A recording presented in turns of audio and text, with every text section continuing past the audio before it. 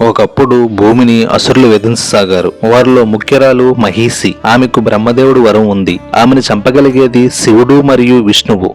ఇద్దరి సంయోగం ద్వారా పుట్టిన శిశువు మాత్రమే. దేవతలు ఈ సమస్యతో శివపార్వతుల వద్దకు వెళ్లారు. అప్పుడు మహావిష్ణువు మోహిని అవతారం ధరించి శివుని ముందు ప్రత్యక్షమయ్యారు. మోహిని అవతారం మరియు శివుని సంయోగం ద్వారా పుట్టిన ఒక శిశువు జన్మించారు. అదే సమయంలో కేరళలోని పాండ్యరాజు రాజశేఖరుడు సంతానం లేక దుఃఖంలో ఉన్నాడు.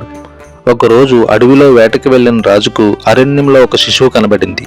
శిశువు చుట్టూ దివ్యకాంతి వెలుగుతుండేది. రాజు చాలా ఆనందపడి ఆ బిడ్డను తన సంతానంగా దత్తత తీసుకున్నాడు. ఆ చిన్నపిల్లవాడు చిన్నప్పటి నుండి అసాధారణమైన ధైర్యం, జ్ఞానం కలవాడు. అతడు విద్యలో, యుద్ధ కళల్లో, భక్తిలో అందరికంటే ముందుండేవాడు. కాలం గడిచింది. ఆ శిశువు యువకుడయ్యాడు. రాణికి తన సొంత కుమారుని రాజుగా చేయాలనే కోరిక వచ్చింది. దాంతో ఆమె మంత్రవర్యుడి సలహాతో ఒక కుట్ర పన్నింది. రాణి అనారోగ్యంతో నటించి వైద్యులతో ఈ విధంగా చెప్పమని చెప్పింది. రాణి కోలుకోవాలంటే పులిపాలు తెచ్చి ఇవ్వాలి. దాంతో పాండ్యరాజు రాజశేఖరుడు తన కుమారుణ్ణి అడవికి పంపించాడు.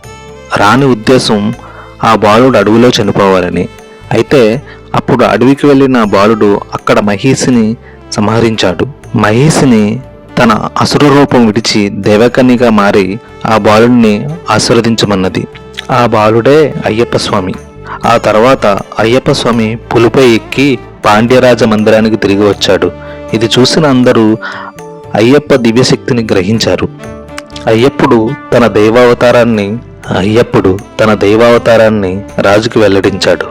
అతను అన్నాడు, నాకు ఇక్కడ మనుష్య జీవితం అవసరం లేదు. నేను శబరి తపస్సు చేసి పర్వతంపై స్థిరమై భక్తులతో దర్శనం ఇవ్వాలనుకుంటున్నాను. అదే శబరిమల పర్వతం అయ్యప్పుని దివ్యస్థానం అయ్యింది. శబరిమలలో అయ్యప్పుడు యోగపీఠంలో కూర్చొని భక్తులకు దీవెనలు అందిస్తాడు. అతని రూపం యోగముద్రలో ఒక కాలు మడిచి మరొక కాలు కిందికి ఉంచి ఉంటుంది. తలపై బంగారు కిరీటం, కన్నుల్లో కరుణాకాంతి, ముఖంలో శాంతి. ఆయన వద్ద ఉన్న శబ్దం స్వామియే శరణమయ్యప్ప.